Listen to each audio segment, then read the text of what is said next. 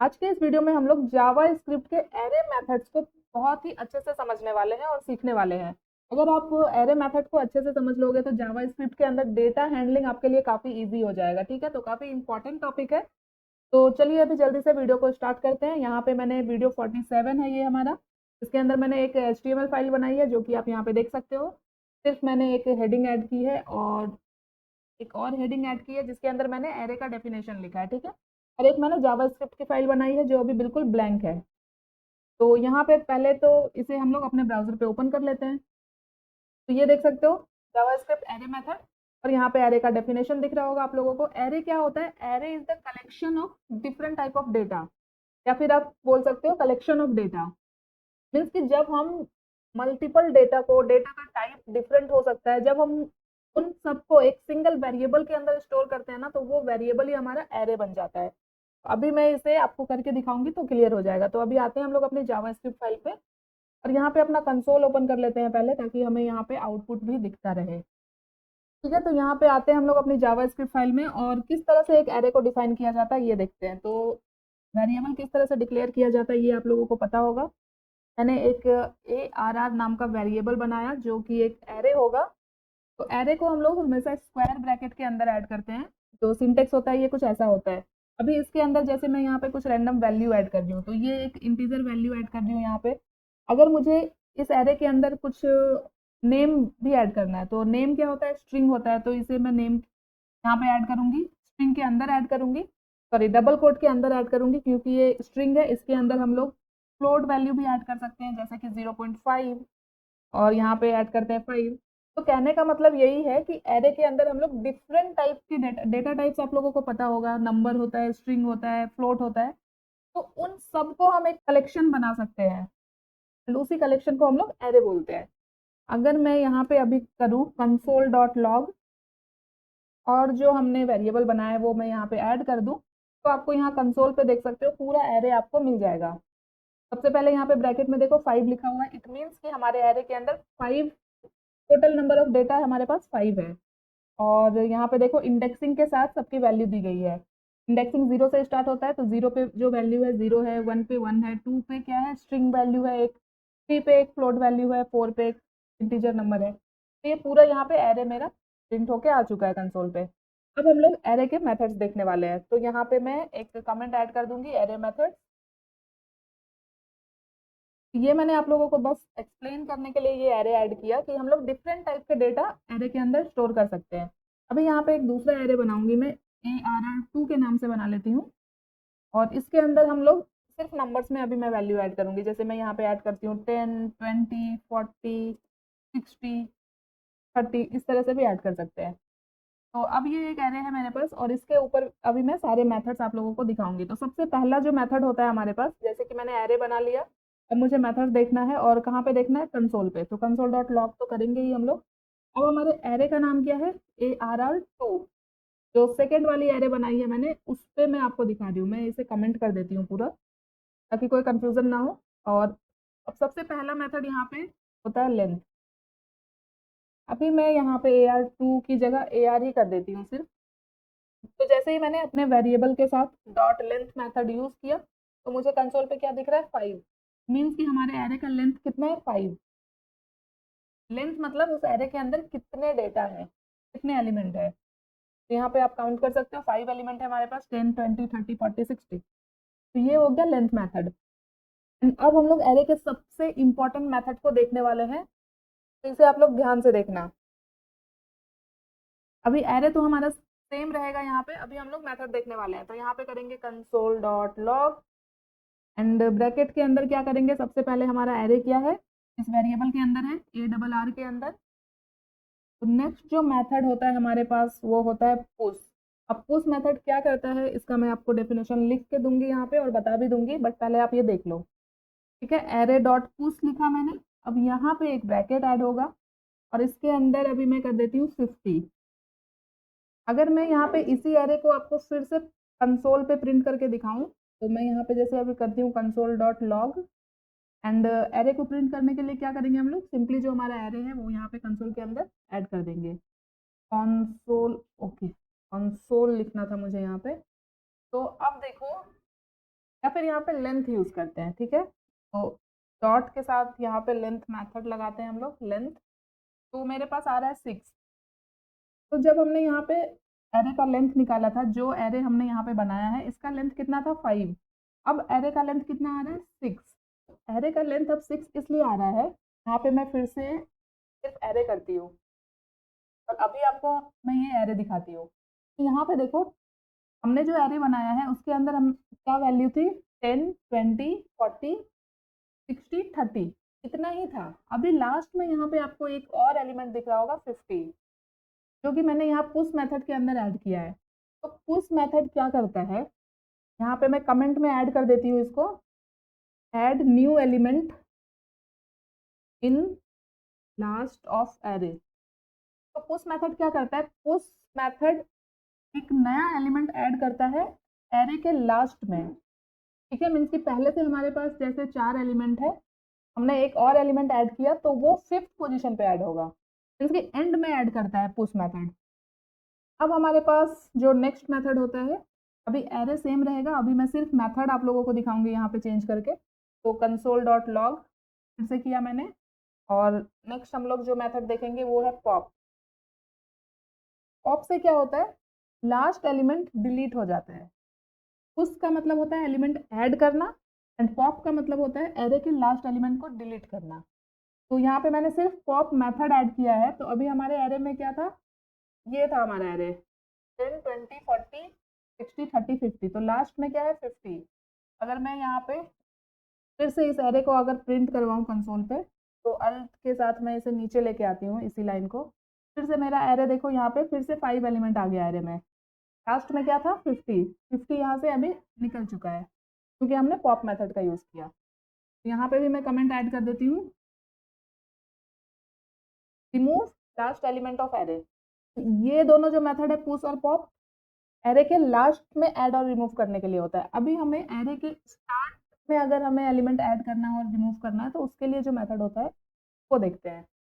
मैं यहाँ पे इन सारे कोड को अगर कमेंट कर दूँ, मैंने कमेंट कर दिया, अभी मेरे पास सिर्फ एक एरे है। और अब हम लोग देखते हैं, फिर से यहाँ पे कंसोल डॉट लॉग करूँगी, मैं अपना एरे यहाँ पे ऐड करूँगी, और जो मेथड हम देखने वाले हैं वो होगा अनशिफ्ट, अनशिफ्ट मेथड। तो अभी मेरे पास एक एरे है जिसके अंदर 5 एलिमेंट है, तो एरे का लेंथ कितना है 5। स्टार्टिंग में अभी 10 है, अभी मैं अनशिफ्ट के अंदर यहाँ पे 5 ऐड करती हूँ, ठीक है। और अब मैं यहाँ पे फिर से कंसोल डॉट लॉग करूँगी और जो मेरा एरे है उसको प्रिंट करवा के आपको दिखाऊंगी कि अभी क्या क्या दिख रहा है। तो ये देखो, अब ये जो मेरा एरे है 10 से स्टार्ट हो रहा था, अब ये 5 से स्टार्ट हो रहा है। मीन्स की अनशिफ्ट मेथड क्या करता है, ऐड एलिमेंट। तो अनशिफ्ट मेथड क्या करेगा, एलिमेंट को ऐड करेगा at the start of array. जैसे पुश मेथड लास्ट पॉइंट पे एलिमेंट को ऐड करता था, अनशिफ्ट स्टार्ट में ऐड करता है।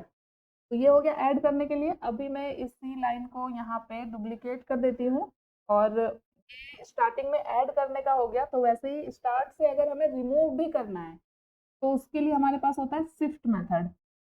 यहाँ पे मैं कमेंट कर देती हूँ, शिफ्ट मेथड क्या करता है, स्टार्ट एलिमेंट को रिमूव करता है, मीन्स की फर्स्ट एलिमेंट को रिमूव करता है। यहाँ पे हम ऐसे भी लिख सकते हैं, remove first element of the array. तो अब जैसे ही मैंने यहाँ पे शिफ्ट मेथड ऐड किया, अब ये जो फर्स्ट वाला एलिमेंट था फिर से अभी देखो यहाँ पे ये ऐड हो रहा था और इसमें ये हट चुका है। एंड नेक्स्ट हम लोग मेथड देखते हैं। अगेन मेरा एरे सेम रहेगा, तो मैं यहाँ पे कंसोल डॉट लॉग करूँगी। पहले तो अपना एरे ऐड करेंगे और नेक्स्ट हम लोग देखेंगे स्लाइस मेथड। तो हमने स्ट्रिंग के अंदर, स्ट्रिंग मेथड के अंदर स्लाइस मेथड पढ़ा था, तो यहाँ पे भी कुछ वैसा ही होता है। तो यहाँ पे भी हमें 2 वैल्यू पास करनी पड़ेगी, एक स्टार्टिंग इंडेक्स की और दूसरी एंड इंडेक्स। तो हमें क्या मिलता है, एक पार्ट ऑफ एरे मिल जाएगा मुझे। इसके जैसे स्ट्रिंग को सब स्ट्रिंग में डिवाइड करते थे, वैसे ही एरे का एक पार्ट हमें चाहिए। तो यहाँ पे मैंने इंडेक्स दिया, ये जो वैल्यू होती है इंडेक्स की वैल्यू होती है। और इस एरे में इंडेक्स कहाँ से स्टार्ट होगा, इंडेक्स स्टार्ट होता है 0 से। तो 0, 1, 2, 3, 4, 0 पे 10 है, मैंने स्टार्ट इंडेक्स दिया है 1, तो 1 काउंट होगा, 20 मिलेगा मुझे, 40 मिलेगा, 2, 3, 4, फोर्थ वाला काउंट नहीं होगा। तो 20, 40 और 60 का एक एरे मुझे यहाँ पे रिटर्न होगा। तो अभी मैं फिर से ये console.log यहाँ पे ऐड करूँ फिर से, और इन सबको मैं कमेंट कर देती हूँ फिर से, ठीक है, इसे हटा देते हैं यहाँ पे। इस एरे को मुझे अभी कंसोल करने की जरूरत नहीं थी, हम एरे ले रहे हैं, उसको ही स्लाइस मेथड लगा रहे हैं। तो देखो अब मुझे एक एरे रिटर्न हो रहा है जिसके अंदर 3 वैल्यू है, 3 एलिमेंट है, 20 40 60 आ गया यहाँ पे, क्योंकि हमने रेंज दिया है कितना, 1 से 4। तो फर्स्ट इंडेक्स को लेगा, 4 को तो ये नहीं लेगा, तो ये 3 एलिमेंट ही हमें रिटर्न करेगा। ये हो गया स्लाइस मेथड। अभी मैं इसी लाइन को यहाँ पे डुप्लीकेट करूंगी, और यहाँ पे जो नेक्स्ट मेथड हम लोग देखने वाले हैं वो है index of.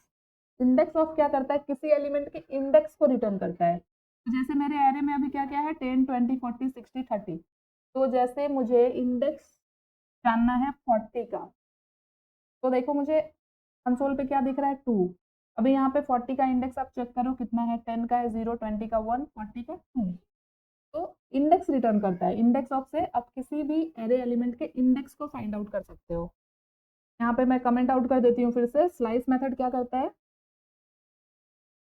Break the array in parts. Parts में ब्रेक करने के लिए हम लोग स्लाइस मेथड का यूज करते हैं। इंडेक्स क्या करता है, रिटर्न किसी भी एलिमेंट के, एरे एलिमेंट के इंडेक्स को रिटर्न करेगा। अभी मैं इसी लाइन को डुप्लीकेट करूंगी, और जो नेक्स्ट मेथड है वो है लास्ट इंडेक्स ऑफ। तो ये कैमल केस में लिखना आप ये मेथड, आई कैपिटल है, ओ कैपिटल है। तो जब हम लास्ट से इंडेक्सिंग करते हैं तो इंडेक्सिंग कहाँ से स्टार्ट होता है, -1 से। तो ये देखो मुझे -1 रिटर्न करके दे रहा है।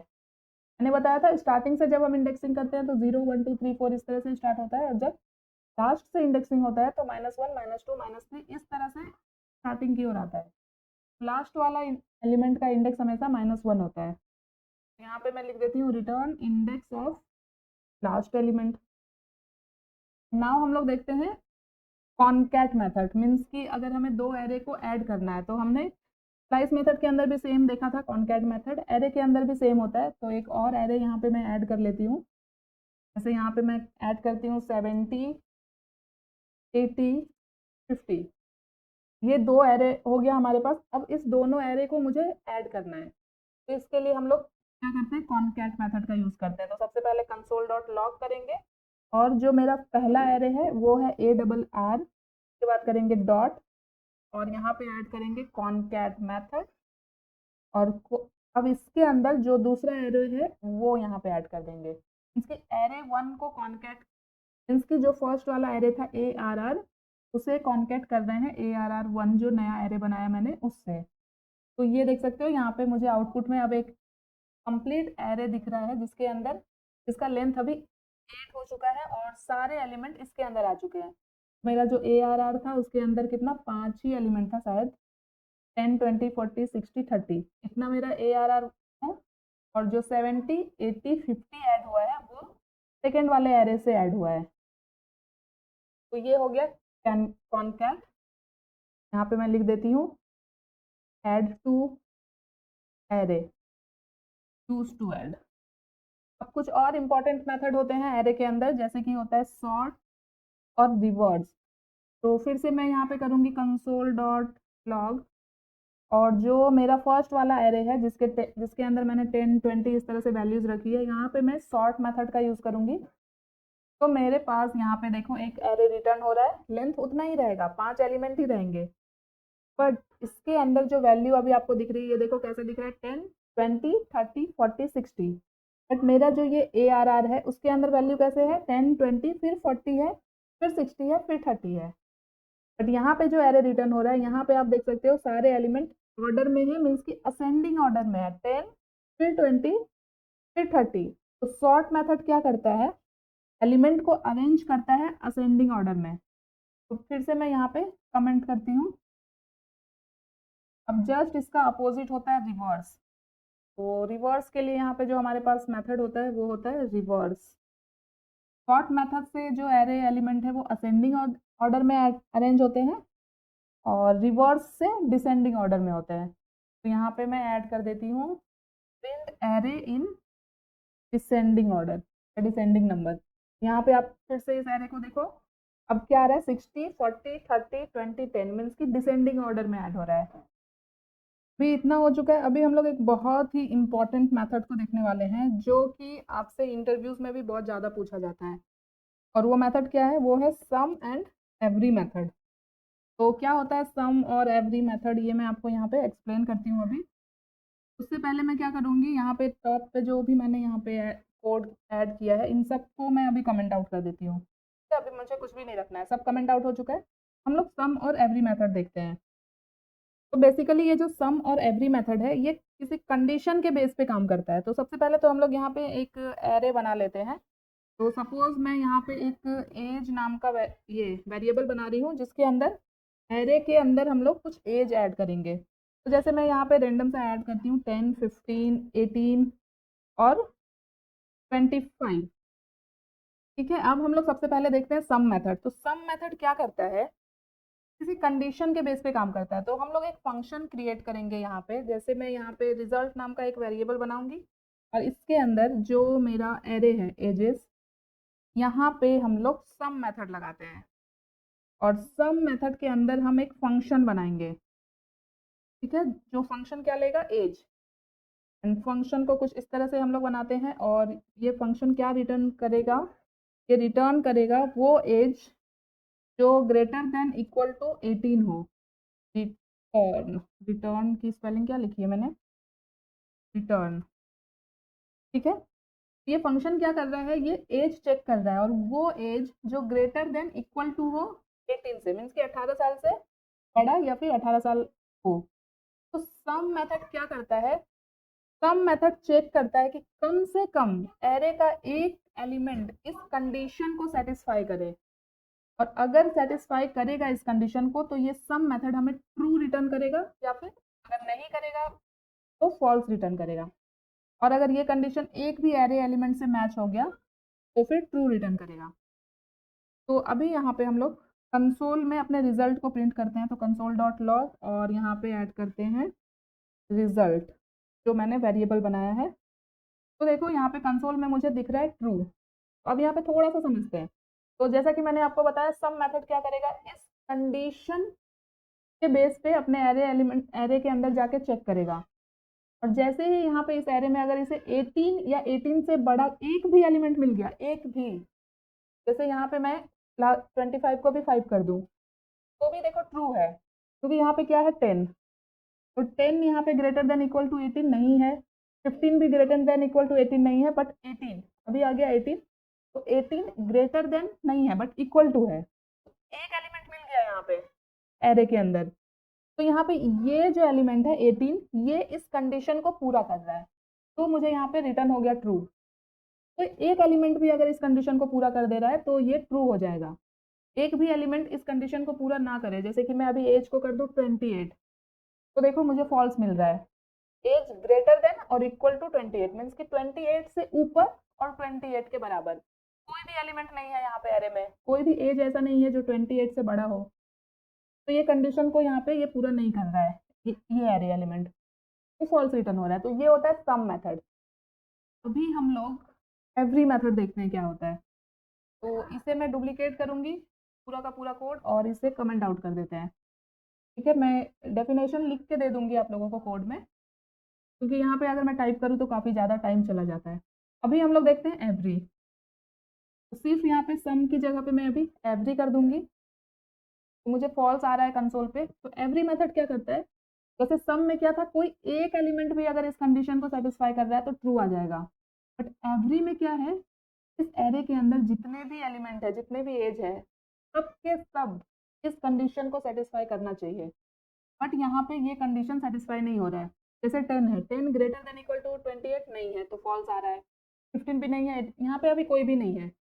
अगर मैं यहाँ पे 18 करूँ फिर से तो भी मुझे फॉल्स ही मिल रहा है, क्योंकि यहाँ पे देखो 10 15 18 हो रहा है। बट एवरी मेथड का कंडीशन क्या है कि सारे एलिमेंट इस कंडीशन को फुलफिल करने चाहिए। तो जैसे कि अभी यहाँ पे 10 15 18 5 है, अगर मैं यहाँ पे 5 कर दूं तो देखो मुझे ट्रू मिल जाएगा, क्योंकि अब ये कंडीशन इस सब एलिमेंट से सेटिस्फाई हो रहा है। 10 greater than equal to 5 true है, 15 greater than equal to 5 true है, 18 भी ट्रू है, 5 ग्रेटर देन इक्वल टू 5 ये भी ट्रू है, तो मुझे क्या रिटर्न हो रहा है? ट्रू। ये होता है सम और एवरी मेथड। ये भी इंपॉर्टेंट है, इंटरव्यूज में बहुत बार पूछे जाते हैं। तो हमने सम और एवरी भी देख लिया। अभी मैं आप लोगों को एक और मेथड यहाँ पे दिखाऊंगी, लास्ट वन। तो फिर से मैंने इसे डुप्लीकेट किया और इसे मैं कमेंट आउट कर देती हूँ। तो जो लास्ट एरे मेथड मैं आपको दिखाने वाली हूँ वो है फिल्टर। तो ये भी किसी कंडीशन के बेस पे ही काम करेगा। यहाँ पे अगर मैं एज कर दूँ 10 कंडीशन के अंदर, तो यहाँ पे कंसोल पे देखो मुझे एक एरे रिटर्न हो रहा है जिसके अंदर 3 एलिमेंट है, 10, 15, 18। तो फिल्टर का मतलब है कि हमने जो कंडीशन लगाया है, तो इस कंडीशन को एरे का जो भी एलिमेंट सेटिस्फाई कर रहा है उस वैल्यू को एक नए एरे में ऐड कर देगा। अभी जैसे 10 है, 10 इक्वल टू ग्रेटर देन 10, तो ये सेटिस्फाई कर रहा है इस कंडीशन को, ये वैल्यू। तो 10 ऐड हो गया, 15 भी सेटिस्फाई कर रहा है, 15, 18 भी सेटिस्फाई कर रहा है, 18।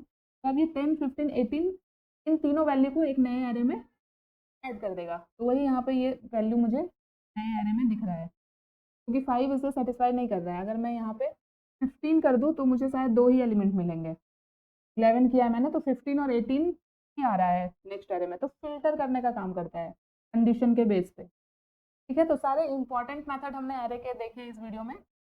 तो सारे इंपॉर्टेंट एरे मेथड हमने इस वीडियो में देख लिए हैं। पुश मेथड, पॉप मेथड, ये सब बहुत ज़्यादा पूछे जाते हैं इंटरव्यूज में भी, और आपको बहुत ज़्यादा काम भी आने वाले हैं आगे चल के।